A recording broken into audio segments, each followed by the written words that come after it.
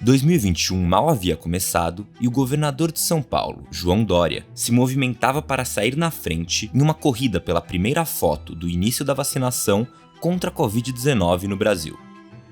Os documentos para a liberação da vacina Coronavac, seu trunfo político, eram encaminhados para a Anvisa.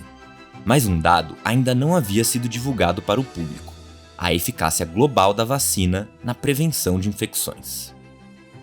O número veio à tona no dia 12 de janeiro, em um evento sem a presença do governador, que parecia constrangido com a marca de 50% atingida pelo imunizante, número inferior ao de outras vacinas desenvolvidas para combater a doença. E a situação foi um prato cheio para seus opositores. O presidente Bolsonaro ironizou hoje a eficácia da Coronavac, produzida pelo Instituto Butantan, em São Paulo. Não, essa marca de 50% é uma boa, não?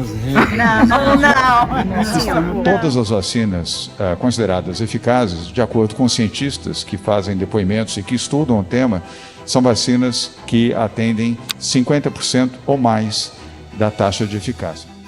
A eficácia das vacinas ganhou centralidade nas discussões sobre a imunização contra a Covid-19 em todo o mundo.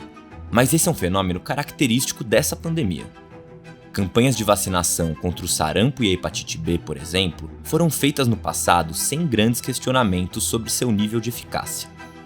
Então, por que esses números vêm sendo tão debatidos nos últimos tempos?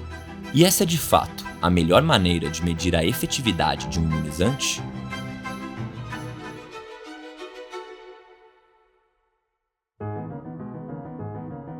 Os dados sobre eficácia medem o quão boa é uma vacina para proteger contra uma infecção ou doença. Mas na vida real, outros fatores importam para mensurar a qualidade de um imunizante. O cálculo para medir o nível de proteção contra uma infecção funciona assim. Num ensaio com milhares de participantes, metade do grupo é vacinada e a outra metade recebe um placebo, isso é, uma substância sem efeito no organismo. As pessoas seguem com suas vidas e depois de um certo tempo, os grupos são reavaliados. Como essas infecções se distribuem nos dois braços do estudo é o que vai definir a eficácia da vacina. No ensaio da vacina Pfizer-BioNTech, por exemplo, foram analisados 43 mil participantes e no final do estudo, os pesquisadores confirmaram 170 casos de Covid-19.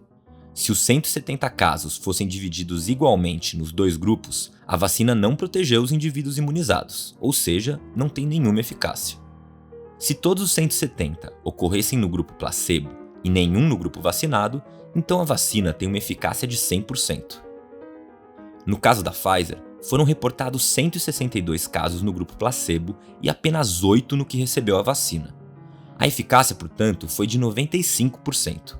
O que, em outras palavras, significa que quem recebeu a vacina tem uma chance 95% menor de pegar Covid-19 do que os indivíduos não vacinados. Todos os imunizantes que completaram a fase 3 e estão em uso na população chegaram na sua taxa de eficácia seguindo esse ou um cálculo similar. Mas isso não significa que seja possível fazer comparações entre os resultados. Os ensaios realizados pela Moderna e pela Pfizer-BioNTech, por exemplo, foram conduzidos majoritariamente nos Estados Unidos durante o verão, pouco antes da curva de infectados no país entrar em trajetória ascendente. No Brasil, por outro lado, a Coronavac foi testada entre os meses de julho e dezembro, período que começou com uma desaceleração da pandemia, mas foi seguido de um aumento vertiginoso do número de casos. Além disso, os ensaios foram feitos apenas com profissionais de saúde, grupo que normalmente está mais suscetível às infecções. Já vacinas como a produzida pela Johnson & Johnson enfrentaram não só um período de recrudescimento da pandemia nos países avaliados, como também o surgimento de novas variantes, mais contagiosas e resistentes do que a anterior. Ou seja, mesmo que as taxas de eficácia deem um panorama do que ocorreu durante os ensaios, é difícil saber como uma vacina vai se comportar na vida real. Na África do Sul, por exemplo, a maioria dos casos reportados no ensaio clínico da Johnson & Johnson foram de infectados pela variante sul-africana, o que possivelmente torna os resultados do estudo bem diferentes daqueles feitos com pacientes infectados pela cepa original. Ainda assim, tanto a vacina da Johnson & Johnson quanto os outros imunizantes que passaram da fase 3 se mostraram altamente eficazes na proteção contra casos graves da doença. Independente de terem eficácia de 50%, 60% ou 95%, Em todos os ensaios feitos até agora, nenhuma pessoa no grupo dos vacinados foi internada ou morreu de Covid-19. E esse é o ponto. O objetivo central das vacinas não é prevenir a transmissão do vírus, mas proteger as pessoas da doença. No melhor cenário, essa proteção já estaria presente no momento da infecção, ou seja, na entrada do vírus no corpo. Mas o mais importante é que os imunizantes consigam barrar o agravamento da doença, interrompendo a necessidade de hospitalização e, sobretudo, as mortes.